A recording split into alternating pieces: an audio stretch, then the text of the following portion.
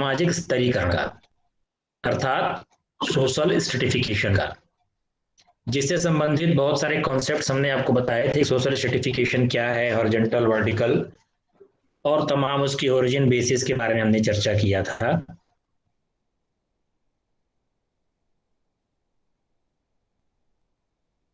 हम थोड़ा सा रिवाइज करेंगे और उसके आगे थियरीज की बात करेंगे कि कौन कौन थी जिनको कि अलग अलग समाज शास्त्रियों ने प्रपोज किया था।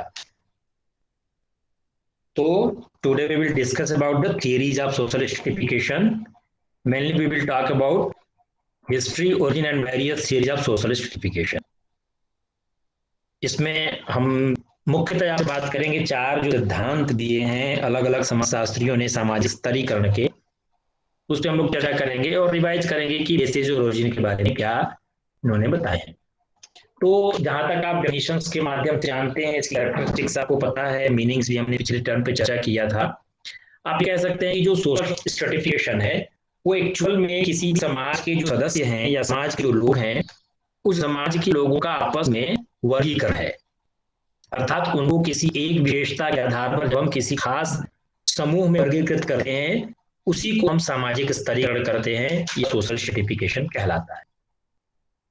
आप अपने सोशियो इकोनॉमिक्स इन्वायरमेंट में बहुत प्रकार के स्ट्रेटिफिकेशंस देख सकते हैं, जिसमें आप कह सकते हैं पैसे के आधार पे या प्रॉपर्टी के आधार पे, वेल्थ के आधार पे भी आपको स्ट्रेटिफिकेशन दिखता है।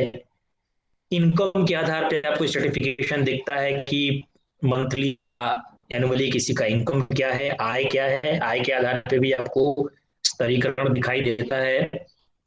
रेस के आधार पे भी आपको दिखाई देता है, काले गोरे सांवले के आधार पे, जिसको आप बायोलॉजिकल बेसिस पे डिफरेंशिएट करते हैं।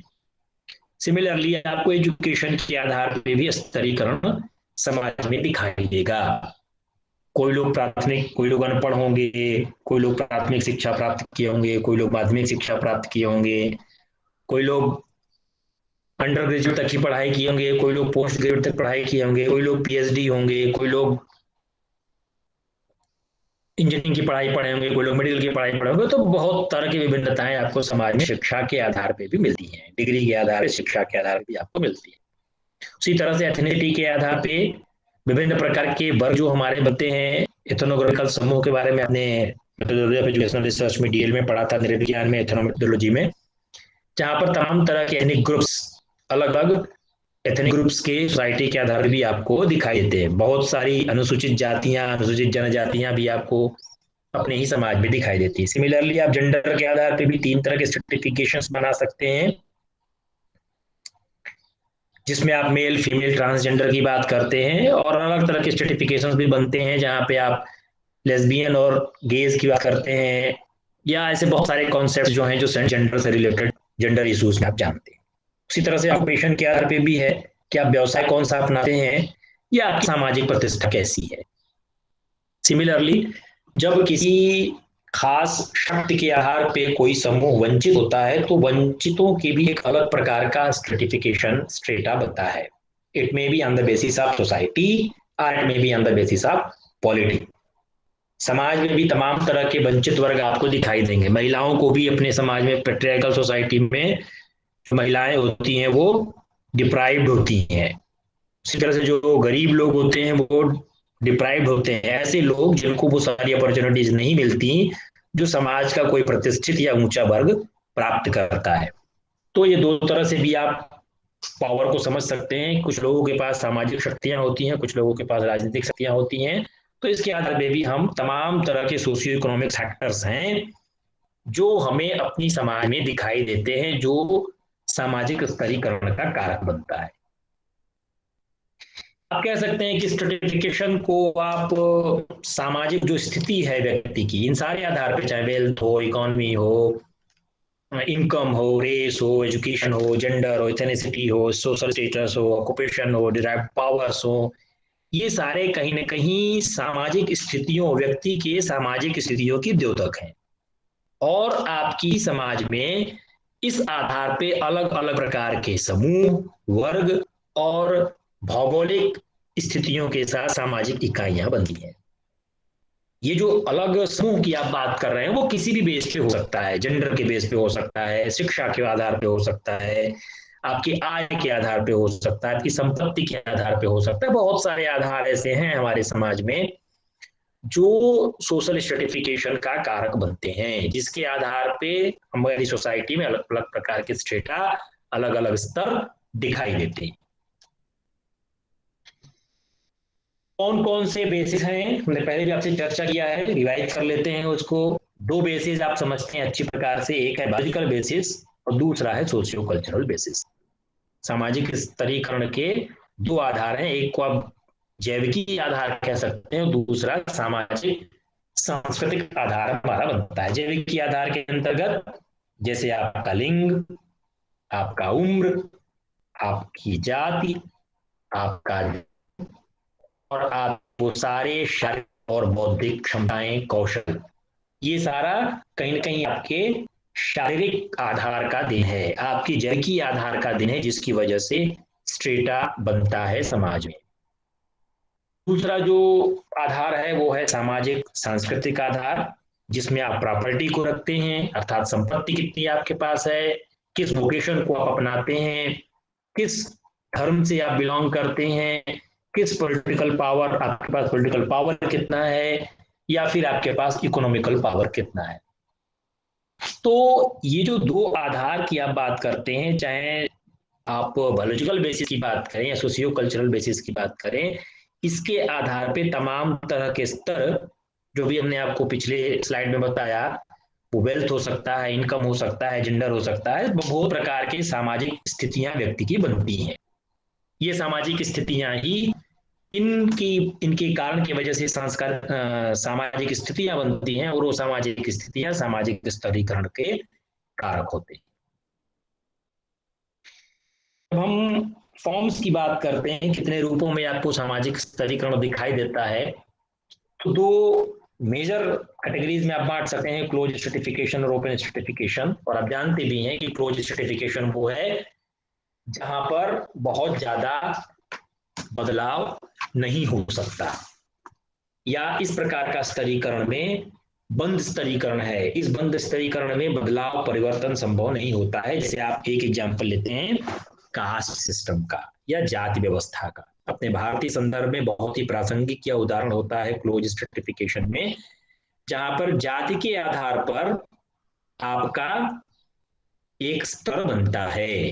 जैसे हम वर्ण व्यवस्था में ब्राह्मण, क्षत्रिय, वैश्य और शूद्र की बात करते हैं, तो ये कास्ट के आप जिस घर में जन्म ले लिए, जिस जाति में आप जन्म ले लिए, ताउम आपकी जाति नहीं बदलती है, उसी कास्ट के आप कहलाते हैं। और दूसरा है ओपन स्ट्रेटिफिकेशन, जो क्लोज स्ट्रेटिफिकेशन की तुलना में ज्यादा खुला है, मुक्त है, और व्यक्ति चाहे तो अपने सामर्थ्य से, अपने शक्ति से अपनी क्लास को या अपने वर्ग को परिवर्तित कर सकता है। इसमें हम बार बार आपको एग्जाम्पल देते हैं, अपर क्लास, मिडिल क्लास और लोअर क्लास, उच्च वर्ग, मध्यम वर्ग और निम्न वर्ग। तो इस तरह से दो तरह के रूप आपको सामाजिक स्तरीकरण के दिखाई देते हैं। कैसे ओरिजिन हुई सोशल स्ट्रेटिफिकेशन की, तो तमाम समाजशास्त्रियों की इसमें अलग अलग विचारधाराएं हैं। एक विचारधारा है डेविस का। अगर हिस्ट्री की बात करें कैसे इवॉल्व हुआ, देखिए सामाजिक स्तरीकरण ऐसा नहीं कि हम आज इस कॉम्प्लेक्स सोसाइटी में ही सामाजिक स्तरीकरण की बात करते हैं। सामाजिक स्तरीकरण प्राचीन काल से, पूर्व काल से ही है। जब ये कह लीजिए कि जब से मानव सभ्यता आई या जब से मानव पृथ्वी पे आया, तभी से सामाजिक स्तरीकरण का प्रादुर्भाव हो गया। यदि दो लोग हुए तो उसमें भी अधीनस्थता और उच्चता का भाव होगा, तो वहां पर दो तरह के स्तर बन गए। लेकिन जैसे जैसे कॉम्प्लेक्सिटी बढ़ती गई समाज में, जैसे जैसे जनसंख्या बढ़ती गई, डिवीजन ऑफ लेबर बढ़ता गया, वैसे वैसे स्ट्रेटिफिकेशन के आधार, स्ट्रेटिफिकेशन के प्रकार और कई स्ट्रेटा बनते चले गए। इस आधार पर हिस्टोरिकली आप ये कह सकते हैं कि बहुत एंशिएंट टाइम से ही सोशल स्ट्रेटिफिकेशन रहा है। और समाजशास्त्रियों का ये भी मानना है कि चाहे कितना ही डेवलपमेंट हमारी सिविलाइजेशन का हो जाए, हम इतना ही विकसित हो जाएं, लेकिन हमारे सोसाइटी में सोशल स्ट्रेटिफिकेशन होगा ही होगा। सामाजिक स्तरीकरण को झुठलाया नहीं जा सकता है। तो कैसे इसकी ओरिजिन हुई, इसके संबंध में अलग अलग समाजशास्त्रियों ने इसको अपने अपने सिद्धांत दिए हैं या उसके आधार बताए हैं। थोड़ा सा उनको समझने की कोशिश करेंगे कि क्या है। तो एक डेविस का कॉन्सेप्ट है सोशल स्ट्रेटिफिकेशन का। वो कहते हैं कि हर सामाजिक व्यवस्था की एक प्रकारात्मक आवश्यकता है। हम भले कहते हो कि इसमें डिप्रिवेशन है, कोई डिप्राइव्ड है, कोई बहुत अपॉर्चुनिटी मिला हुआ है, लेकिन प्रत्येक सामाजिक व्यवस्था, और आप लोग फंक्शनलिज्म की थ्योरी को जानते हैं, टालकट पार्सन को आप लोगों ने गाली का सिद्धांत भी पढ़ा है, तो इसमें आप कह सकते हैं इसी विचारधारा को डेविस मानते हैं। वो कहते हैं कि सामाजिक व्यवस्था को प्रकारात्मक रूप से चलाने के लिए यह जरूरी है या इसकी आवश्यकता है, इसके बिना सामाजिक व्यवस्था नहीं चल सकती। दूसरी जो ओरिजिन का बात कही है वो सोरोकिन ने कही है। उनका मानना है कि डिफरेंसेस इन एनवायरमेंटल कंडीशंस। एक तो बात हो गई कि फंक्शनल नेसेसिटी है, जिसको डेविस एडवोकेट करते हैं कि ये प्रकारात्मक आवश्यकता है कि सामाजिक व्यवस्था हमारी बनाए रखनी है। दूसरी बात, जैसी हमारी पर्यावरणीय परिस्थितियां होती हैं, जो इन्वायरमेंटल कंडीशंस हैं, इन्वायरमेंटल कंडीशंस के आधार पर विभिन्न प्रकार के डिफरेंसेस हमको दिखाई देते हैं। जैसे कोई पहाड़ी इलाका में रहता है, कोई समुद्री इलाका में रहता है, कोई मैदानी इलाका में रहता है, कोई पठारी इलाका में रहता है, कोई गर्म प्रदेश में रहता है, कोई ठंडे प्रदेश में रहता है। तो these are the environmental conditions. ये हमारी अपनी वातावरणीय दशाएं हैं, जिन वातावरण की दशाओं के आधार पे हमारे अंदर डिफरेंसेस दिखाई देते हैं। आपको पता है कि ठंडे प्रदेशों के लोग थोड़े गोरे होते हैं और गर्म प्रदेशों के लोग थोड़े काले जैसे होते हैं। तो ये सोरकिन कहते हैं कि इसकी ओरिजिन जो होती है वो इन्वायरमेंटल कंडीशंस की देन है। तीसरा जो मानना है कार्ल मार्क्स का है, जो सोशल स्ट्रेटिफिकेशन की ओरिजिन को मानते हैं कि यहाँ पर सोशल फैक्टर्स हैं। तमाम ऐसे सामाजिक कारक हैं जिन सामाजिक कारकों के बीच विभिन्न प्रकार के कॉन्फ्लिक्ट्स होते हैं, विभिन्न प्रकार के संघर्ष होते हैं, और इन्हीं सामाजिक कारकों के संघर्ष का परिणाम सामाजिक स्तरीकरण है। ये सामाजिक स्तरीकरण का जो कारक है वो उसमें वो कॉन्फ्लिक्ट की थियरी को मानते हैं कि कॉन्फ्लिक्ट की थियरी वर्ग संघर्ष की बात करती है।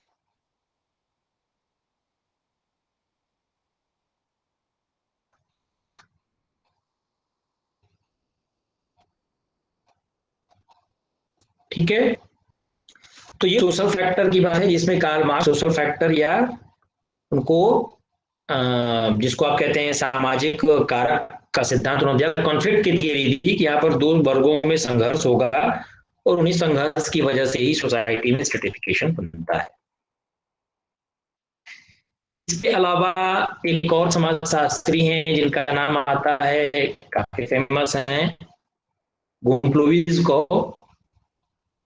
इन्होंने कहा कि conquest of one group by another. देखिए, कार्ल मार्क्स की थियरी में क्या है कि संघर्ष होगा, और वो अल्टीमेटली एक आदर्श सिचुएशन की बात करते हैं कि जब संघर्ष होगा तो उस स्थिति में संघर्ष समाप्त होगा और वर्ग की क्रांति होगी।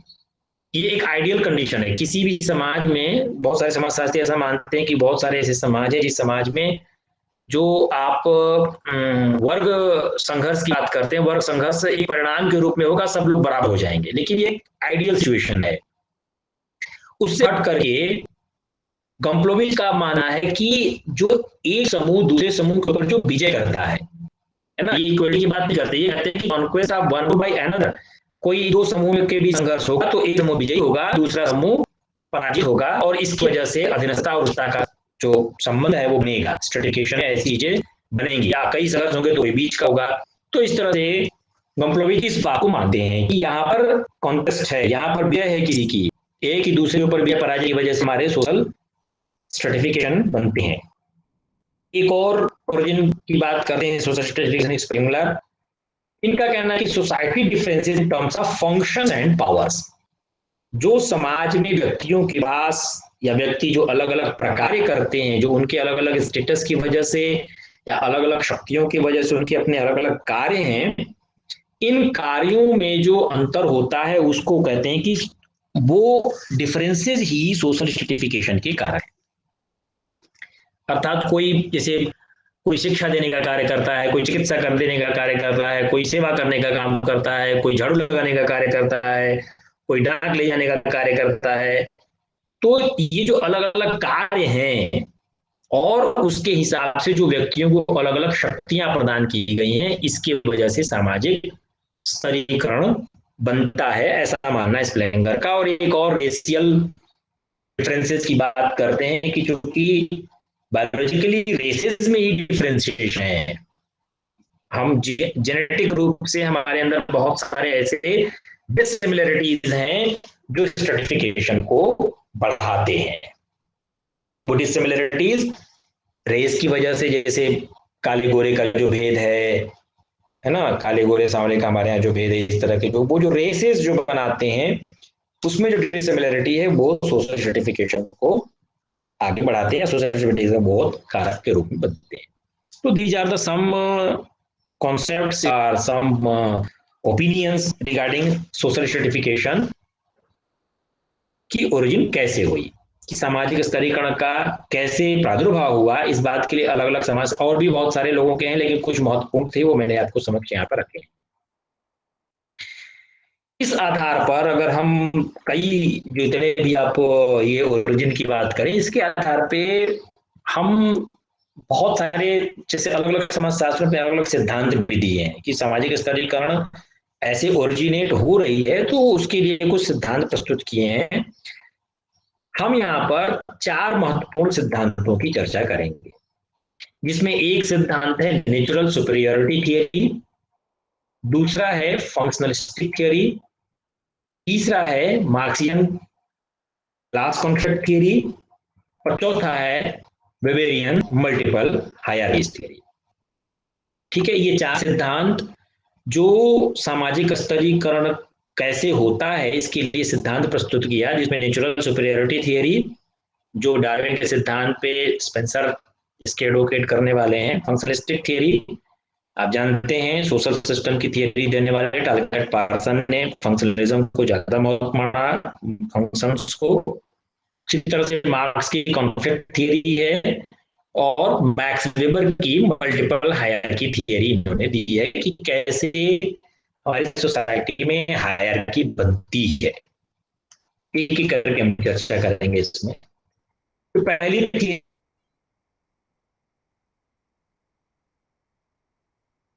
है नेचुरल सुपीरियरिटी थियरी। एक्चुअल में ये हर्बर्ट स्पेंसर ने जो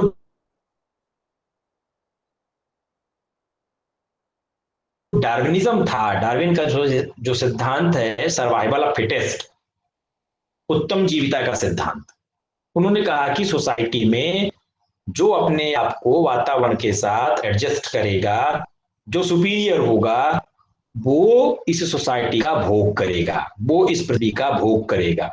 और आप संस्कृत में जानते भी, कहते हैं वीर भोग्या वसुंधरा, इस वसुंधरा का भोग वही करेगा जिसके हाथ में पावर है। तो ये एक प्राकृतिक उच्चता का सिद्धांत दिया, जिसको हर्बर्ट स्पेंसर कह रहे हैं कि ये प्रकृति में आपको देखने को मिलता है। आप यदि जंगलों में भी चले जाइए तो वहां पर भी एक नेचुरल जस्टिस है कि शेर ही जंगल का राजा होगा और लोगों को शिकार करेगा, लोग उससे डरेंगे। तो ये इसलिए इसका इस करें कि थ्योरी जो है वो नेचुरल लॉ को फॉलो करता है, स्लाइड तो नहीं। ये प्रकृति की सिद्धांत है। वो चाहे कोई सी भी सोसाइटी आप इक्वलिटी कितना हो बात करिए, लेकिन नेचुरल सुपीरियरिटी थियरी कह रहा है कि ये प्रकृति का नियम है कि जो सुपीरियर होगा वो अपने से अधीनस्थ को कहीं न कहीं उसका शोषण करेगा। इस क्या सर स्लाइड हेलो नहीं हो रही है, पहले वाली दिख रही है।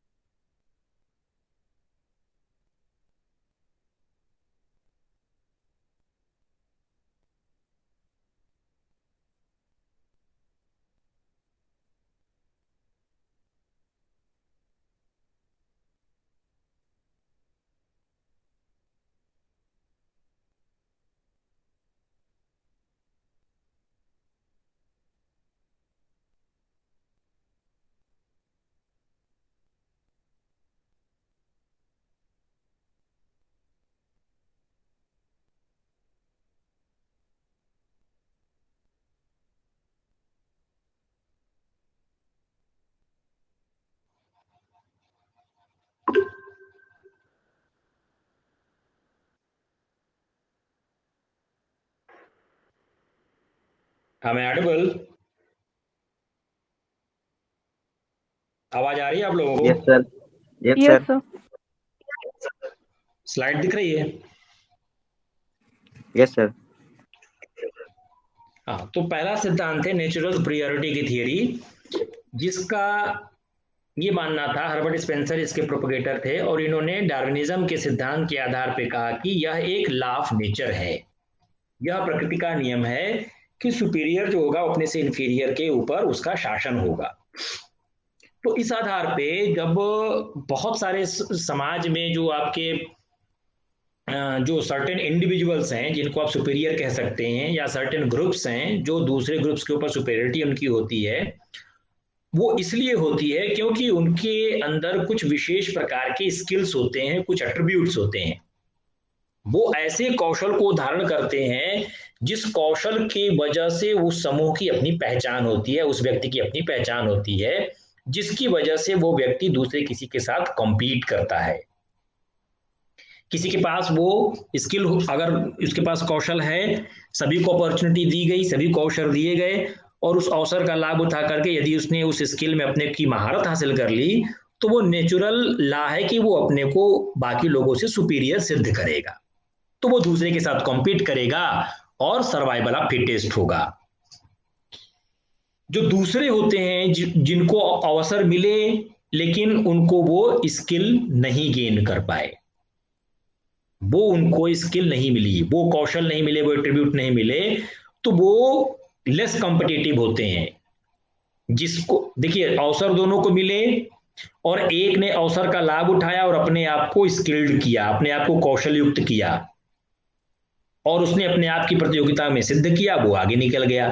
जबकि दूसरा जो व्यक्ति था उसको भी अवसर दिया गया लेकिन वह उस अवसर को नहीं भुना पाया, उसने उस कौशल को नहीं प्राप्त किया और वो कंपटीशन में पीछे हो जाता है। तो जो आगे हो गया वो सुपीरियर हो गया, जो पीछे हो गया वो इंफीरियर हो गया। तो इसके बहुत सारे स्ट्रेटिफिकेशंस के बेसिस, बायोलॉजिकल बेसिस पे आपको दिखाई देते हैं कि बायोलॉजिकली भी स्ट्रेटिफिकेशन के कारक यहाँ पर बनते हैं। तो एग्जाम्पल के रूप में आप कह सकते हैं कि the men are biologically superior to women. अपनी सोसाइटी में आप देखिए बहुत सारे ऐसे जो हार्ड वर्क्स होते हैं, वो हार्ड वर्क्स पुरुष करते हैं तो उस क्षेत्र में उनका दबदबा होता है, बायोलॉजिकली सुपीरियर वुमेन्स के ऊपर होते हैं। और कहीं ना कहीं महिलाओं को उस हार्ड वर्क को करने में उतनी सक्षमता न होने की वजह से उस क्षेत्र में उनकी सुपीरियरिटी नहीं होती है। तो एक ये भी कारक बनता है जो कि आप बायोलॉजिकल आधार पे कह सकते हैं। उसी तरह से सुपीरियरिटी में जब अवसर किसी को नहीं दिए गए, वह अवसरों से वंचित कर दिया गया, तो आप पुराने समय में जानते हैं कि ब्राह्मण या क्षत्रिय जो कास्ट थी, जो अपर कास्ट के रूप में आती है, वो अपने आप को सुपीरियर सिद्ध की, जो वैश्य और शूद्र थे।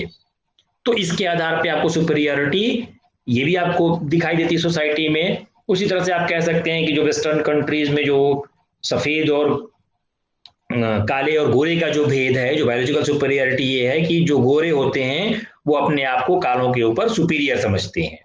तो ये क्या है कि पहली बात तो ये है कि ये एक, पहले दोनों को अपॉर्चुनिटी दीजिए। नेचुरल थ्योरी यही बात कहेगी, नेचुरल लॉ यही है कि पहले दोनों को अपॉर्चुनिटी दीजिए, जो अपने को कॉम्पीट करेगा वो आगे निकलेगा और वहां पर इस तरह से स्ट्रेटिफिकेशन बनेगा।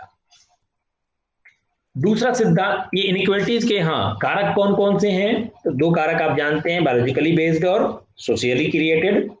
कुछ तो ऐसे हैं जो कि बायोलॉजिकल हैं, जैविक आधार पे है, जैसे इनइक्वालिटीज बिटवीन मेन। अलग अलग व्यक्तियों में भी अगर आप देखिए, पुरुष भी हैं तो उसमें भी अलग अलग प्रकार की इनइक्वालिटीज आपको दिखाई देगा कि कोई बहुत शरीर सौष्ठ होगा, बहुत भारी काम कर सकता होगा, कुछ ऐसे भी दुबले पतले लोग होंगे जो भारी काम नहीं कर सकते होंगे, कुछ लोग बहुत इंटेलेक्चुअल काम कर सकते होंगे, बौद्धिक रूप से बहुत संपन्न होंगे, लेकिन दूसरा व्यक्ति वो नहीं कर पा रहा होगा। तो ये बायोलॉजिकली बेस्ड है। ये बायोलॉजी अर्थात उनकी जैविकीय संरचना के आधार पे उनके अंदर ये इनइक्वालिटीज नेचुरल रूप से उनकी बायोलॉजी की वजह से प्राप्त हुई है। और हालांकि सोशल स्ट्रेटिफिकेशन में इसको हम बहुत कम या बहुत ज्यादा महत्वपूर्ण नहीं मानते। समाजशास्त्री बायोलॉजिकल बेसिस के आधार पे जो स्ट्रेटिफिकेशन बनता है, उस स्ट्रेटिफिकेशन को रिलेटिवली कम इंपॉर्टेंस देते हैं। ऐसा नहीं कि इंपॉर्टेंस नहीं है, एकदम से इसका महत्व तो नहीं है, लेकिन सोशली क्रिएटेड स्ट्रेटिफिकेशन की तुलना में biologically based social stratification is less important. तो एक ही आधार हो गया कि जिसको आप बायोलॉजिकल आधार पे बनाते हैं। दूसरा है सोशली क्रिएटेड, जिसमें आप कहते हैं जेंडर और कास्ट।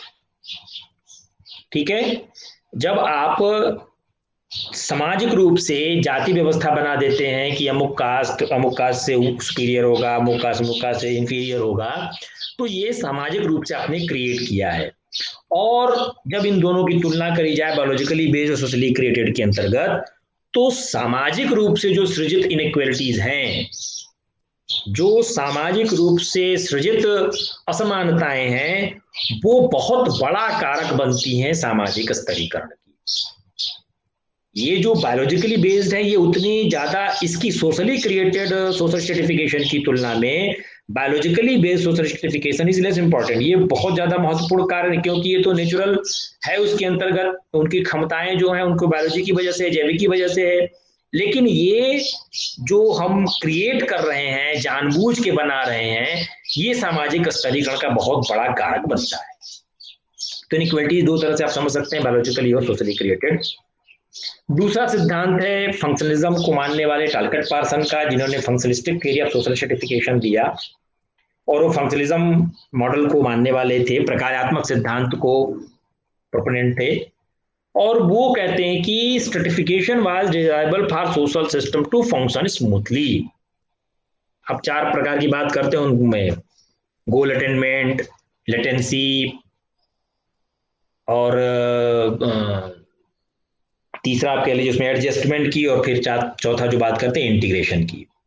ये जो चार बात अपने सोशल सिस्टम की थ्योरी में उन्होंने कहा, और वो कहते भी हैं कि सोशल सिस्टम को इंटीग्रेट करने के लिए, बनाए रखने के लिए, वो लेटेंट भी है, उसमें छुपा करके वो उस सिस्टम को ऐसा बनाना चाहता है। तो वही बातें कहते हैं कि सोशल सिस्टम को यदि स्मूथ तरीके से, बिना किसी कॉन्फ्लिक्ट के, बिना किसी संघर्ष के यदि चलाते रहना है, चलाना चाहते हैं, तो निश्चित रूप से वहां पर स्ट्रेटिफिकेशन वांछित होगा। जो जैसा है वैसा ही चलते रहने दिया जाए, कोई उसका विरोध न करे, कोई संघर्ष न करे, तो इसके लिए जरूरी है कि वहां पर सामाजिक स्तरीकरण वांछित है, वहां बनाना पड़ेगा आपको। सामाजिक स्तरीकरण कहेंगे तो सोशल सिस्टम आपको उसी तरह से बना दीजिए, उसी तरह चलता रहेगा। यहाँ पर जो सोसाइटी के जो विभिन्न इंस्टीट्यूशंस हैं, जो हमारे समाज के अलग अलग संस्थाएं हैं, उसको यदि प्रॉपर वे में फंक्शन करना है, वो प्रॉपर वे में तभी फंक्शन कर सकता है जब वो अपने प्रॉपर वे में फंक्शन करेगा तो अपनी स्टेबिलिटी को, अपने सोसाइटी के सिस्टम को वो मेंटेन किए रहेगा। जो विभिन्न संस्थाएं हैं, जैसे तमाम तरह की आप चिकित्सा संस्था की बात करते हैं, शिक्षा की बात करते हैं, यातायात की बात करते हैं, विवाह की बात करते हैं, ऐसे बहुत सारी संस्थाएं हमारे समाज में हैं जो प्रॉपर वे में फंक्शन करने के लिए उसको मेंटेन करना है। तो आपको सिस्टम को मेंटेन करने के लिए उनके फंक्शन को एज सच, जैसे वो इंस्टीट्यूशन कार्य कर रहा है वैसे करे, बिना किसी कॉन्फ्लिक्ट के, बिना किसी संघर्ष के, तो अपनी सोसाइटी की स्टेबिलिटी को वो मेंटेन किए रहेगा। इसके लिए उन्होंने क्या कहा कि जो मॉडर्न सोसाइटी हमारी बनी, जो कॉम्प्लेक्स होती चली गई हमारी सोसाइटी, इतनी जनसंख्या होती चली गई और सोसाइटी हमारी मॉडर्न सोसाइटी कॉम्प्लेक्स होती चली गई, तो ये जो कॉम्प्लेक्स सोसाइटी बनी, इसमें एक रिवार्ड का सिस्टम आया। किस बात का रिवार्ड? कि जो अलग अलग प्रकार के डिवीजन ऑफ लेबर है हमारे यहाँ, जो श्रम विभाजन किए गए, उस श्रम विभाजन के हिसाब से उनको उस प्रकार के पुरस्कार मिले, कुछ रिवॉर्ड मिले। तो रिवॉर्ड सिस्टम आया, और जो कोई ऐसा व्यक्ति जो ज्यादा डिफिकल्ट स्थिति में है, उसकी रिस्पॉन्सिबिलिटी ज्यादा बढ़ती है। जब बहुत ज्यादा डिफिकल्ट स्थिति में कोई व्यक्ति होगा तो उसकी रिस्पॉन्सिबिलिटी ज्यादा होगी, या यूं कह लीजिए कि जिसके पास ज्यादा रिस्पॉन्सिबिलिटीज होंगी उसके पास बहुत प्रकार के पोजीशंस होंगे, डिफिकल्ट पोजीशंस होंगे, उसके यहाँ बहुत कठिन परिस्थितियां होंगी। जैसे मान लीजिए हम अपनी बात बताएं, मान लीजिए हमको केवल ये क्लास लेनी हो तो स्मूथली चलेगा, लेकिन अलग अलग प्रकार के, अलग अलग सब्जेक्ट से रिलेटेड अलग अलग प्रकार के क्लासेस होंगी, तो यहाँ पर रिस्पॉन्सिबिलिटी हमारी बढ़ेगी, तो उसकी आवश्यकता बढ़ेगी। और यही पर वो कहते हैं कि रिक्वायर्ड है सिस्टम ऑफ रिवार्ड। जब आप मोर डिफिकल्ट पोजीशन में ज्यादा रिस्पॉन्सिबिलिटीज उठाते हैं तो आपको मोटिवेट किया जाता है कि आप अगर ये काम करेंगे तो आपको रिवॉर्ड मिलेगा, ये चीज आपको दी जाएगी, आप अपने इस काम के साथ ये काम करेंगे, इस फंक्शन को करते हुए आप साथ साथ ये भी फंक्शन करेंगे तो आपको उसके लिए रिवार्ड का आपको सिस्टम वहां पे डेवलप किया गया। तो reward a system of reward to motivate individuals to take them. जब आप डिफरेंट डिफिकल्ट सिचुएशंस में ज्यादा रिस्पॉन्सिबिलिटी का निर्वहन करते हैं तो आपके लिए एक रिवॉर्ड की व्यवस्था की हुई है। And stratification was necessary to provide rewards for people. इसीलिए स्ट्रेटिफिकेशन में, स्तरीकरण में, आप अलग अलग स्तर पर जैसे जो वो कार्य कर रहा हो, जिस तरह का कार्य कर रहा हो, उस कार्य के लिए उसको उस हिसाब से पुरस्कार आप उसको देते हैं। और जो एडिशनल रिस्पॉन्सिबिलिटी कोई लेता है डिफिकल्ट कंडीशंस में, तो उनके लिए आप इस तरह की व्यवस्थाएं करते हैं कि उनको रिवार्ड दिया जाए ताकि आप मोटिवेट होकर के उस काम को, फंक्शंस को करते रहें। तो ये एक सोशल सर्टिफिकेशन का फंक्शनलिस्टिक थियरी या प्रकार के रूप में उन्होंने सोशल सर्टिफिकेशन की बात करी। तीसरी थियरी है मार्क्स की। आप लोग बहुत कॉन्फ्लिक्ट थियरी में पढ़े भी हैं, मार्क्सिज्म को जानते हैं आप लोग, बहुत सारे लोग इसके बारे में चर्चा भी करते हैं। तो मार्क्स का जो सोशल सर्टिफिकेशन थियरी है वो कहते हैं कि जो मॉडर्न सोसाइटी है, मॉडर्न सोसाइटी में दो तरह की क्लासेस हैं, जो दो तरह के वर्ग हैं। एक वर्ग है जिसको उन्होंने कहा बुर्जुआ, और जो दूसरा है वो है प्रोलेटेरिएट, जिसको आप कह सकते हैं, हिंदी में कह सकते हैं बुर्जुआ समूह, और दूसरा है सर्वहारा समूह। और बेस्ड ऑन द प्रॉपर्टी, ये आधार कैसे बना है, ये संपत्ति के आधार पे दो तरह के समूह आप बनाते हैं, बुर्जुआ समूह और जिसको आप कहते हैं सर्वहारा समूह। बुर्जुआ समूह क्या है, उसके पास संपत्ति के स्वामी हैं, जो बुर्जीज हैं वो संपत्ति के स्वामी हैं। और जो सर्वहारा समूह है उसके पास किसी प्रकार की संपत्ति नहीं है, नॉन ओनरशिप, किसी प्रकार की प्रॉपर्टी नहीं उनके पास वो काम तो कर रहे हैं लेकिन उनके पास कोई प्रॉपर्टी नहीं है, उसके वो ओनर नहीं है, उसके स्वामी नहीं है। अर्थात संपत्ति, एक के पास एक संपत्ति का स्वामी है और दूसरा समूह जो है जिसके पास संपत्ति नहीं है, संपत्ति का स्वामी नहीं है। इस आधार पर वो उत्पीड़न की बात करते हैं, यहां पर ऑपरेसर्स हैं, और वो क्या करेंगे, वो एक्सप्लॉयटर्स हैं। जो ऑपरेसर है, जिसको आप उत्पीड़क कहते हैं, वो उत्पीड़न करता है, अर्थात लोगों का शोषण करता है। वो कौन है, वो बुर्जुआ समूह है, जो लोगों का उत्पीड़न करता है, लोगों का शोषण करता है। और दूसरा जो समूह है जिसको कि आप गैर संपत्ति के स्वामी की बात कर रहे हैं, जो जिसके पास ओनरशिप नहीं है, वो बेचारा ऑपरेस्ड है, वो उत्पीड़ित है और उसका एक्सप्लॉयटेशन किया जा रहा है, उसका शोषण किया जा रहा है। तो ये मार्क्सिज्म दो तरह की बात करते हैं, ऑपरेसर और ऑपरेस्ड की, जिसमें एक एक्सप्लॉयटर है, शोषण करने वाला है, और दूसरा जो है वो एक्सप्लॉयटेड है, जिसका शोषण हो रहा है, जिसके पास संपत्ति है, जो संपत्ति का स्वामी है, वो शोषक है, शोषण करने वाला है, और जिसके पास संपत्ति के स्वामी नहीं है, जो केवल कार्य कर रहे हैं, सर्वहारा समूह है, उसके पास कोई संपत्ति नहीं है और उसका शोषण किया जा रहा है। ये दो तरह के कॉन्सेप्ट वो अपने उसमें देते हैं। इस आधार पे वो कहते हैं कि इन्हीं एक्सप्लॉयटर और एक्सप्लॉयटी, कह लीजिए शोषण करने वाले और शोषित होने वाले के बीच एक प्रकार का संघर्ष होता है। शोषण करने वाला सोचता है कि हम कितना, जैसे श्रम के कानून आने के पहले कितना था कि बुर्जुआ समूह ये चाहता था हम कितना इनसे काम ले लें, इनको पैसा कम देना पड़े, 8 घंटे की ड्यूटी के अलावा 12 घंटे 14 घंटे के इनसे हम काम करा लें। और जो शोषित वर्ग है वो ये चाहता है कि हमको कितना कम काम करना पड़े, हमको पैसा मिलता है, हमको कितना कम काम करना पड़े, और इन्हीं दोनों के बीच ये संघर्ष है। तो वो कहते हैं कि social change occurs as a sequel of class struggle. ये दो प्रकार के जो समूह बने, दो प्रकार के जो वर्ग बने, इन्हीं दोनों प्रकार के वर्गों में होने वाला संघर्ष ही सामाजिक स्तरीकरण का कारक बनता है, और इसी वजह से समाज में परिवर्तन होते हैं। And revolution of the proletariat will bring at end the class conflict.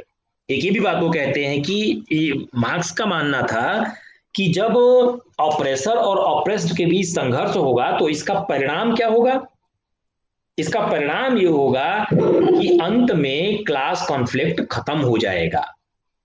अंत में जो वर्ग संघर्ष है यह वर्ग संघर्ष खत्म हो जाएगा और इस वर्ग संघर्ष के खत्म होने के कारण सब लोग समान हो जाएंगे। ठीक है, न किसी के पास संपत्ति होगी, न कोई गैर संपत्ति का कारक होगा, सब लोग एक जैसे हो जाएंगे, अर्थात इनके बीच संघर्ष खत्म हो जाएगा, जो कि समाजशास्त्री आइडियल कंडीशंस मानते हैं। और जो कॉन्फ्लिक्टिंग इंटरेस्ट जो हैं, अर्थात जो रूलर है, जिसको बुर्जुआ कह लीजिए, जो रूलर क्लास है, जो रूल कर रहा है, या जो एक्सप्लॉयटर है, वो जो सब्जेक्ट क्लास है जिसका एक्सप्लॉयटेशन कर रहा है, इन्हीं दोनों के बीच के कॉन्फ्लिक्टिंग इंटरेस्ट की वजह से सोशल स्ट्रेटिफिकेशन बन रहे हैं।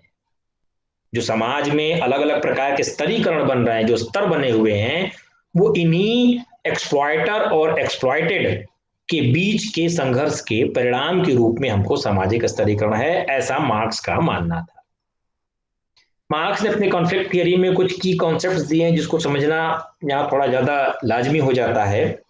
वो तीन तरह के कॉन्सेप्ट उन्होंने बहुत सारे दिए, लेकिन तीन हमने यहाँ पर कैटेगराइज करके आपको रखे हैं। एक को कहते हैं कि क्लास कॉन्शियसनेस है।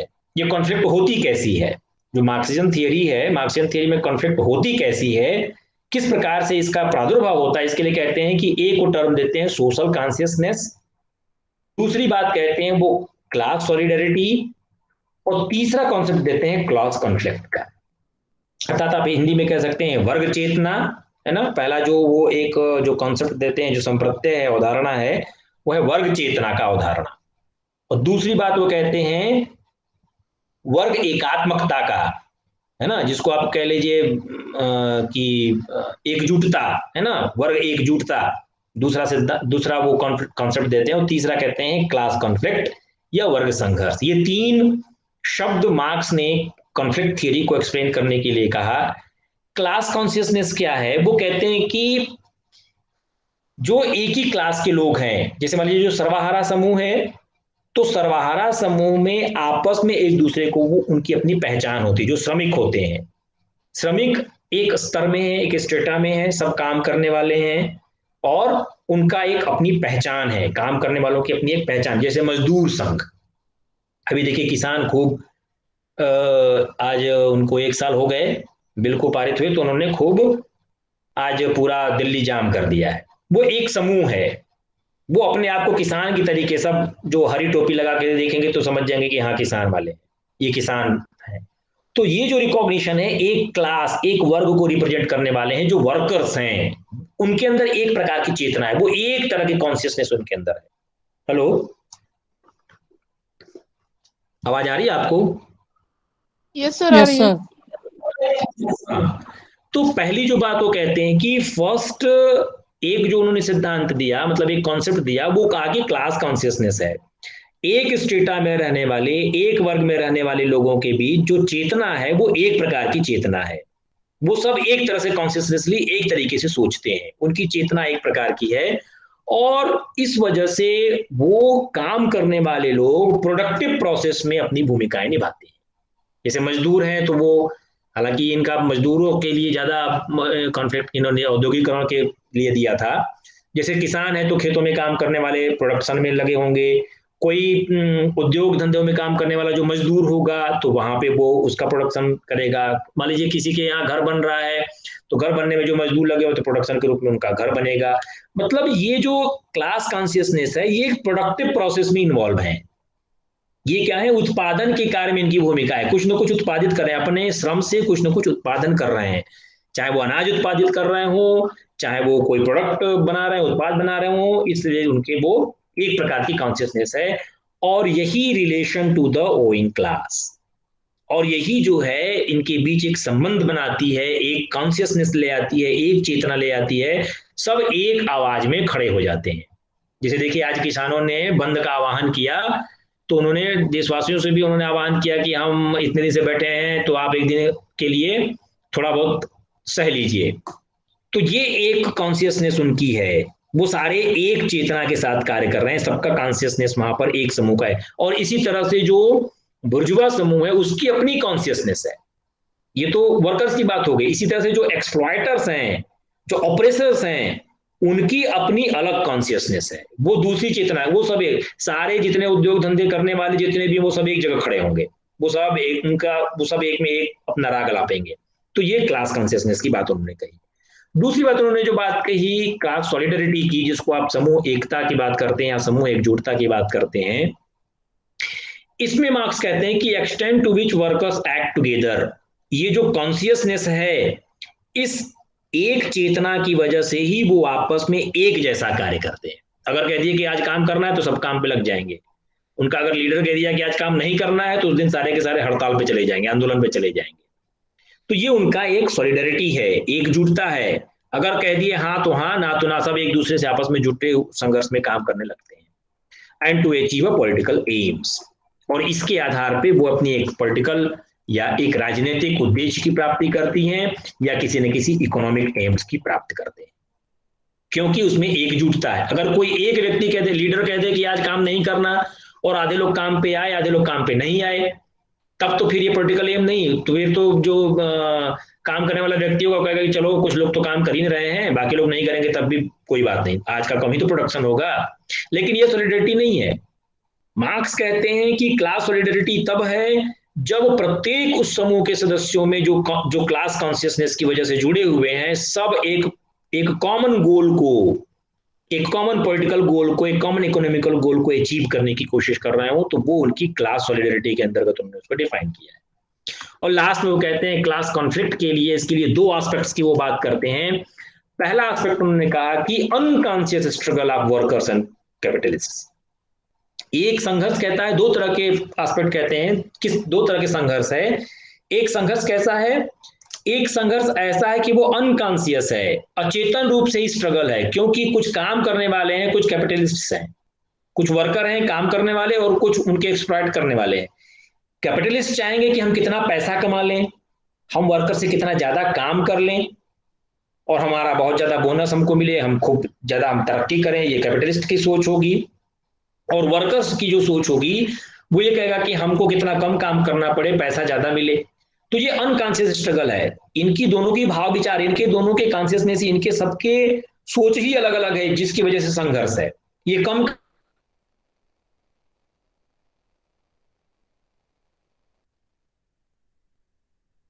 काम करना चाहेगा, ज्यादा पैसा लेना चाहेगा, ये ज्यादा काम कराना चाहेगा कम पैसे। और इस अनकॉन्शियस स्ट्रगल की वजह से जो प्रोडक्टिव आउटपुट है, जो उत्पाद के रूप में बना, वो बिना किसी class to share productive output without class consciousness, इनका इनका श्रम काम लगा, इसमें कोई वो अपना काम कर रहे हैं पैसे के लिए, और इन्होंने इनका श्रम लिया, पैसा दिया अपने काम को प्रोडक्शन की करने के लिए। तो ये जो आउटपुट है, प्रोडक्टिव आउटपुट है, वो बिना किसी क्लास कॉन्शियसनेस के है। यहाँ पर वर्कर्स काम कर रहा पैसे के लिए, कोई कॉन्शियसनेस की बात नहीं, ये अनकॉन्शियस स्ट्रक्चर में काम कर रहा है, उसको पैसे चाहिए, उसको खाना चाहिए, रहने के लिए चाहिए, इसलिए वो काम कर रहा है। यहाँ पर इनको ज्यादा कमाना है, इसलिए वो अपना काम कर रहे हैं। तो ये कोई क्लास कॉन्शियसनेस की बात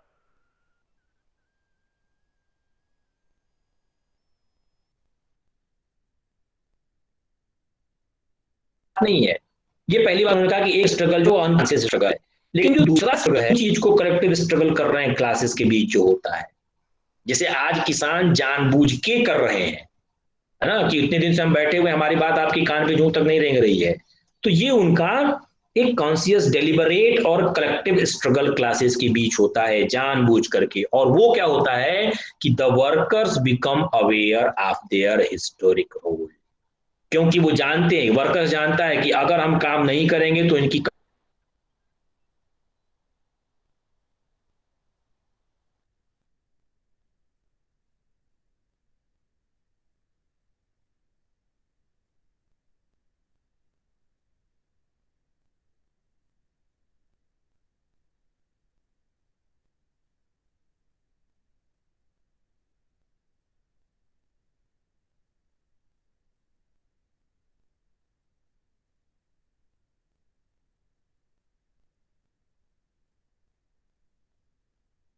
हड़ताल कर दिया। भले उनको एक महीने की खाना नहीं मिलेगा, लेकिन वो हड़ताल करेंगे और उस चीज को करने की कोशिश वहां पर वो करेंगे। हेलो, आवाज आ रही है आप लोगों को? यस सर, आ रही है। हाँ, तो ये की कॉन्सेप्ट है, जो तीन तरह के कॉन्सेप्ट उन्होंने मार्क्स ने दिया कि क्लास कॉन्शियसनेस, क्लास सॉलिडरिटी और क्लास कॉन्फ्लिक्ट, ये इनके कॉन्फ्लिक्ट थियरी की बेसिस हैं, जिसके आधार पर उन्होंने अपनी कॉन्फ्लिक्ट थियरी को एक्सप्लेन किया है। जो चौथा सिद्धांत है सोशल स्ट्रेटिफिकेशन का, वो है वेबर का, जिसको मैक्स वेबर ने दिया था, जिसको आप Weberian theory of social class stratification भी कहते हैं। ये एक जर्मन सोशियोलॉजिस्ट थे, और इन्होंने जो स्ट्रेटिफिकेशन की थियरी, एक्चुअल में इनकी थियरी भी कहीं ना कहीं मार्क्स की थियरी से ही कुछ अपने पावर को शक्ति लेती है, उसी के आधार पे अपनी थियरी को ये अपना एक्सप्लेन करते हैं, और उनसे एक लेवल और डेवलपमेंट की बात वो आगे करते हैं मार्क्स की थियरी के आगे, और ये कहते हैं कि सोशल फॉर्मेशन, इनका कहना है कि स्तरीकरण की वजह से, सोशल स्ट्रेटिफिकेशन की वजह से समाज में अलग अलग रूप बनते हैं, समाज के अलग अलग रूप बनते हैं। वो वर्ग समूह बन सकता है, शक्ति समूह बन सकता है, या पॉलिटिकल पार्टी का कह लीजिए, या स्थिति का समूह वहां पर बन सकता है। ये सोशल फॉर्मेशन की बात।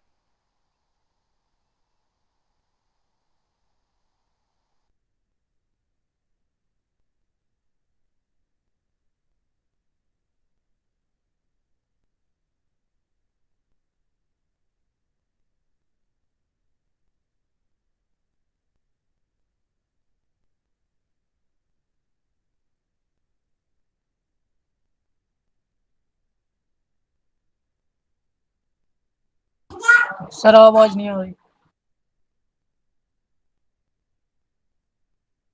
हुए हैं व्यक्तियों के who share the same positions, upper class के लोगों की समान स्थिति होगी। Hello, hello. हाँ सर अब आ रही है, अभी थोड़ी देर में नहीं। नेटवर्क की थोड़ी प्रॉब्लम है। तो ये जर्मन सोशियोलॉजिस्ट जो वैक्स वेबर ने कहा, वो अपने सिद्धांत को एक्सप्लेन करने के लिए मार्क्स इकोनॉमिकल कॉन्फ्लिक्ट को ही साथ में लेकर के आते हैं, लेकिन वो ये बात कहते हैं कि जो क्लासेस हैं, ये क्लास को स्वीकार करते हैं, ये अल्टीमेट बात नहीं करते कि at the end of social conflict खत्म हो जाएगा, वर्ग संघर्ष खत्म हो जाएगा, सब लोग बराबर हो जाएंगे। ये कहते हैं कि कॉन्फ्लिक्ट होगा, और जो क्लासेस बनती हैं वो एक स्टेटा में रहने वाले या एक स्तर पर रहने वाले जो लोग हैं, वो एक समान पोजीशन को रखते हैं, या मार्केट इकोनॉमी में भी वो उनकी एक अपनी एक स्तर होता है, और वो आपस में उन चीजों को शेयर करते हैं, उनकी स्थितियां एक प्रकार की होती हैं। कौन कौन से सोशल फॉर्मेशंस बनते हैं? तो तीन तरह के सोशल फॉर्मेशंस की उन्होंने चर्चा करी। एक वो कहते हैं कि प्रॉपर्टी डिफरेंसेस। पहला क्या है कि संपत्ति में अंतर है। सोशल फॉर्मेशन बनने का आधार क्या है?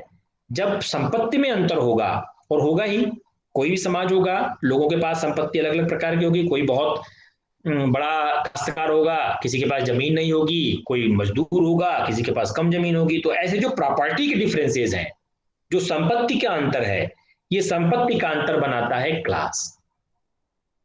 संपत्ति अर्थात प्रॉपर्टी डिफरेंसेस जनरेट क्लासेस। जो संपत्ति का अंतर है, उसकी वजह से अलग अलग वर्ग बनता है, जैसे आपने कहा उच्च वर्ग, मध्यम वर्ग, निम्न वर्ग, ये वर्ग की वजह से, प्रॉपर्टी की वजह से आप बनाते हैं। दूसरा वेबर कहते हैं कि पावर डिफरेंसेस है, हमारे यहां शक्तियों का भी अंतर है, और वो शक्तियों का अंतर पॉलिटिकल पार्टीज के रूप में आपको दिखाई देता है। जो रूलिंग पार्टी होगी, जो सत्ता में होगी, उसके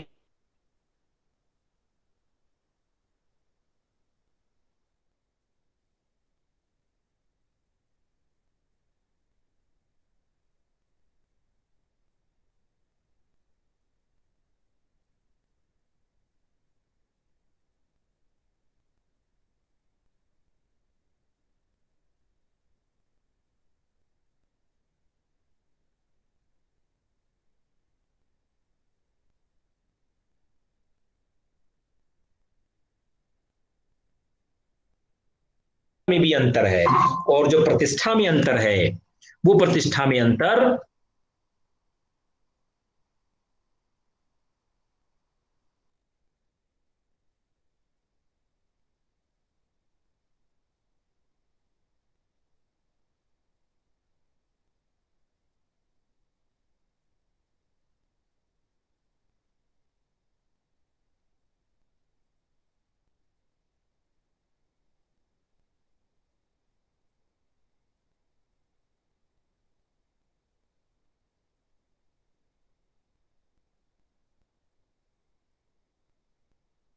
prestige differences. Property differences causes classes, power differences causes political parties, and prestige differences causes status groupings. तो ये सोशल फॉर्मेशन जो समाज बनता है, समाज में बनने की ये 3 तरह के स्तर बताया उन्होंने कि प्रॉपर्टी के डिफरेंस से वर्ग बनेगा, संपत्ति में अंतर होने की वजह से वर्ग बनेगा, और शक्ति में अंतर होने की वजह से राजनीतिक दल बनेंगे, और प्रतिष्ठा में अंतर होने की वजह से आपके सामाजिक स्तर या प्रतिष्ठा स्टेटस पद आपका बनेगा। इसके बाद वो सोशल क्लास ग्रुपिंग्स की कैपिटलिस्टिक सोसाइटी भी बनाने की बात करते हैं कि कैसे वो बनता है। तो 4 तरह के वो सोशल क्लासेस की बात करते हैं। एक है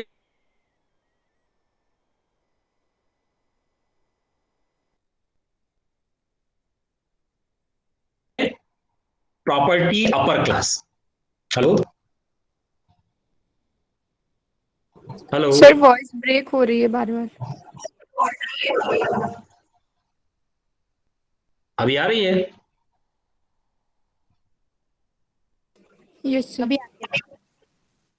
जो कैपिटलिस्टिक सोसाइटी की उन्होंने बात करी कि जो अलग अलग ग्रुप्स बनते हैं उसमें 4 तरह के ग्रुप्स उन्होंने बताया है, और एक ग्रुप वो कहते हैं कि प्रॉपर्टी अपर क्लास है, जो सबसे ऊपर बैठे हुए हैं, खूब सारी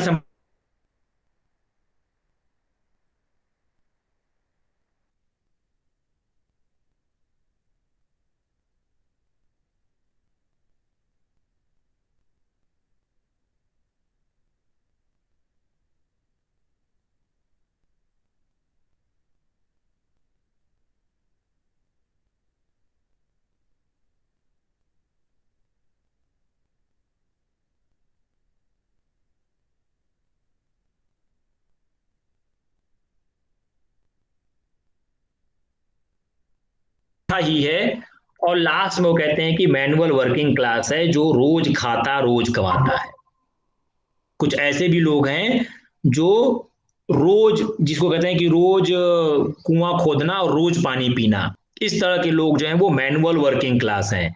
अगर वो एक दिन की दिहाड़ी मजदूरी न करें तो उनके घर का चूल्हा ही न जले, इस तरह की स्थिति। तो ये 4 तरह के सोशल क्लासेस वो बताते हैं कि कैपिटलिस्टिक प्रॉपर्टी के हिसाब से, पैसे के हिसाब से हम 4 तरह के समूह देख सकते हैं: property upper class, propertyless white colour workers, और पेट्टी बुर्जीज, और मैनुअल वर्किंग क्लास, जो रोज खाता है रोज कमाता है। इस आधार पर अगर हम मार्क्सिज्म की थियोरी को हम अपने इंडियन कॉन्टेक्स्ट में अगर हम बात करें कि हमारे सोशल स्ट्रेटिफिकेशन कैसे बना, किस तरह से कार्य करता है, तो इसी से सिमिलरिटी रखते हुए भारतीय सामाजिक व्यवस्था में वर्ण व्यवस्था आपको दिखती है। और वर्ण व्यवस्था में सबसे ऊपर ब्राह्मण, उनके बाद क्षत्रिय, फिर वैश्य, और लास्ट में सेवा करने वाले, जो रोज, जिनको आप तुलना कर सकते हैं कि डेली वर्कर्स, शूद्र के हिसाब से। तो ऐसे जो वर्ण व्यवस्था बनी कर्म के आधार पर, जिनको आप बात करते हैं, जिनके जैसे कर्म हुए, उस कर्म के हिसाब से हम इंडियन कॉन्टेक्स्ट में ब्राह्मण, क्षत्रिय, वैश्य और शूद्र की स्थिति को देख सकते हैं, जो कि सोशल स्ट्रेटा या सोशल स्ट्रेटिफिकेशन में इंडियन सोशल सिस्टम में काम करने वाले हैं। These are the some references. यहाँ से आप चाहें तो और डिटेल में इसके बारे में और चर्चा पढ़ सकते हैं, देख सकते हैं। This is all for today. अब आप लोगों के कोई अगर प्रश्न हो इससे संबंधित तो हम लोग चर्चा करेंगे। सर लास्ट स्लाइड दिख नहीं रही थी और समझ में नहीं आया क्या क्या बताया उसमें आपने, वॉइस नहीं आ रही थी, उसको एक बार थोड़ा एक्सप्लेन कर दीजिए।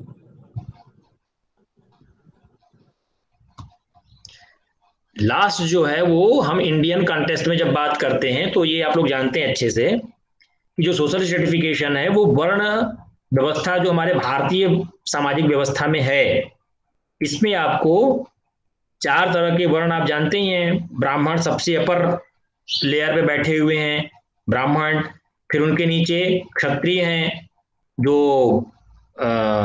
सुरक्षा के काम के लिए हैं, फिर वैश्य वर्ण है जो व्यवसाय का कार्य करता है, और लास्ट में शूद्र है जिनको सेवा के लिए बनाया गया है। हालांकि शुरुआती दौर में वर्ण व्यवस्था कर्म पे आधारित थी, लेकिन बाद में आते आते हमारे भारतीय सामाजिक व्यवस्था में यह वर्ण व्यवस्था जाति आधार पे बन गई, तो ये वर्ण व्यवस्था जाति व्यवस्था में परिवर्तित हो गई। यही चीज है सोशल स्ट्रेटिफिकेशन, जिसको मैक्स वेबर की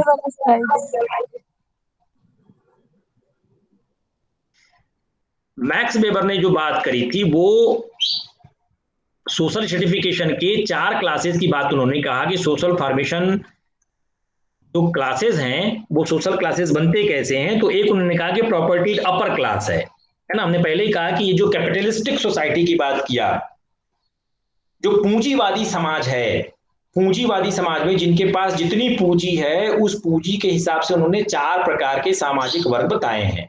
एक प्रॉपर्टीड अपर क्लास, जिसके पास अथाह संपत्ति है, अथाह पूंजी है, चल पूंजी भी है और अचल पूंजी भी है, तो उनको उन्होंने कहा कि वो है प्रॉपर्टीड अपर क्लास, सबसे ज्यादा पैसे रुपए पूंजी रखने वाले। दूसरा वो कहते हैं property less white colour workers. इनके पास बहुत ज्यादा प्रॉपर्टी तो नहीं है, प्रॉपर्टी मतलब संपत्ति, अचल संपत्ति नहीं है, लेकिन ये व्हाइट कॉलर वर्कर्स हैं। इनके जैसे पूंजी में इनकी ऐसा वेतन इनको अच्छा मिलता है जिसकी वजह से सोसाइटी में अपने को सरवाइव करते हैं। बहुत ज्यादा संपत्ति नहीं है, लेकिन फिर भी इनकम के आधार पे आप इनको कह सकते हैं कि व्हाइट कॉलर वर्कर्स हैं, जिनको सफेद पोश कह सकते हैं आप, सफेद पोश काम करने वाले। इसी बात को कहते हैं पेटी बुर्जुइज हैं, जो ऐसे लोग हैं जिनके पास संपत्ति बहुत ज्यादा नहीं है, लेकिन प्रॉपर्टी कॉलर क्लास के नीचे हैं, है ना। जो व्हाइट कॉलर वर्कर्स हैं इनसे कम संपत्ति इनके पास है, और ये सोसाइटी में अपना काम जो करते हैं वो अपने जो कम पैसे मिले हुए हैं या कम संपत्ति है उसी में अपना जीने खाने की व्यवस्था करते हैं। ठीक है, तो तीसरा ग्रुप कहते हैं पेटी बुर्जुइज समूह है, और हायरार्की में सबसे लास्ट में रखते हैं वो मैनुअल वर्किंग क्लास है, जो रोज कमाता रोज खाता है, जिसको कहते हैं कि रोज कुआं खोदना रोज पानी पीना। तो ये क्या करते हैं, अगर ये एक समय में यदि एक दिन का ये काम भी नहीं करेंगे, अगर दिहाड़ी मजदूरी यदि ये करते हैं, यदि ये मजदूरी न करें तो उनको उनके घर में एक वक्त का खाना न मिले, चूल्हा भी न जले। तो ये मैनुअल वर्किंग क्लास के रूप में, तो ये कहने का मतलब कि कैपिटलिस्टिक सोसाइटी की, हालांकि हमारे यहाँ बहुत ज्यादा पूंजी व्यवस्था नहीं है, हमारे यहाँ का कुछ दूसरी तरह का सिस्टम है, लेकिन मैक्स वेबर ने अपनी कैपिटलिस्टिक सोसाइटी के बारे में बताया, जो वेस्टर्न कंट्रीज के बारे में आप कह सकते हैं, जहां पर 4 तरह के क्लासेस आपको दिखाई देंगे, property upper class, propertyless white collar workers, petty bourgeoisie and manual working class. इस तरह से 4 व्यवस्थाओं में या 4 सामाजिक वर्गों में उन्होंने पूरे सामाजिक व्यवस्था को, कैपिटलिस्टिक सोशल सिस्टम को कैटेगराइज किया है, और ये आप लोग जानते ही हैं। ठीक है, यस सर। हाँ अब बताइए।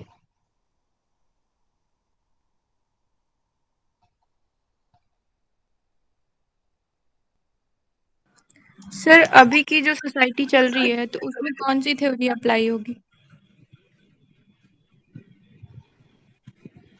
कहाँ की सोसाइटी चल रही है? सर अभी जो जो टाइम चल रहा है, अभी टाइम पीरियड जो चल रहा है। अब आपकी सोसाइटी एक तरह की तो है नहीं, हो सकता है सभी यूज हो रहे हो। भाई सोसाइटी कोई ऐसा नहीं कि कोई एक सोसाइटी है तो एक ही थियरी पे बेस्ड है, ये तो अलग अलग रेफरेंस में अलग अलग उन्होंने, आप ये कहें तो पूंजीवादी व्यवस्था भी आपके यहाँ चल रही है।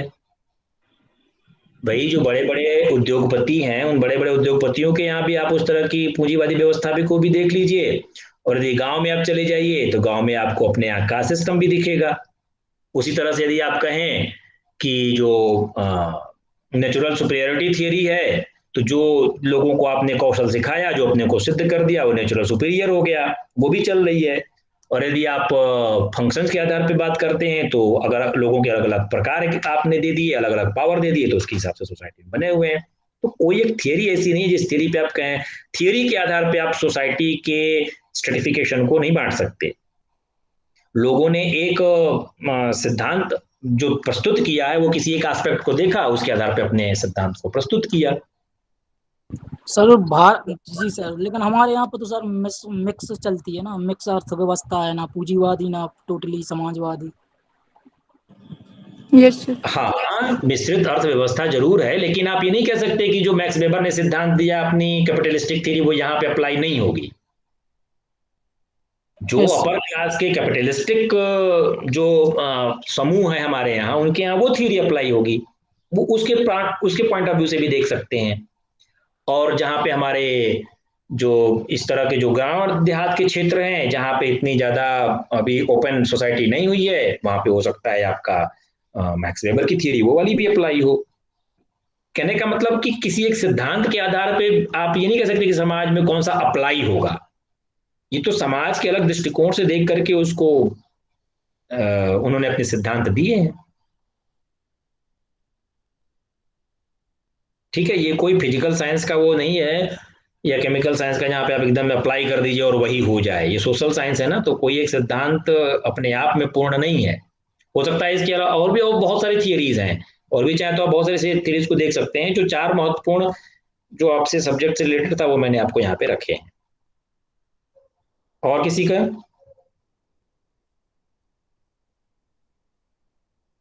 हेलो? सर ये जो सारी थ्योरी हैं सर, ये अलग अलग रीजन के हिसाब से अलग अलग अप्लाई है ना सर। जैसे अपने यहाँ पे भी कहीं कहीं पे, जैसे जो केरल साइड है, जैसे कहाँ जहाँ जहाँ पे सर वो क्या बोलते हैं, कम्युनिस्ट गवर्नमेंट है, वो उस तरह की व्यवस्था बनाती है। जहाँ पे सर ये क्या बोलते हैं, पूंजीवादी सरकार है उसको सपोर्ट करने वाली, तो वहाँ पे वो अपने हिसाब से नीतियाँ बनाती है। हाँ हाँ, बिल्कुल कह सकते हैं। कहने का मतलब ये कि कोई एक सिद्धांत किसी एक समाज में लागू नहीं होगा। ये समाज शास्त्र है ना। यस। ये यस सर। जैसे हाँ जी सर, जैसे सर कांग्रेस थी तो कांग्रेस की ज्यादातर फोकस रहते था कि समाजवाद को अप्लाई। अब जैसे जब बीजेपी आई है तो ये थोड़ी पूंजीवाद की तरफ झुकी हुई है, इसलिए प्राइवेटाइज पर वो क्या बोलते हैं, निजीकरण और डी इन्वेस्टमेंट, ये सारी चीजें कर रही।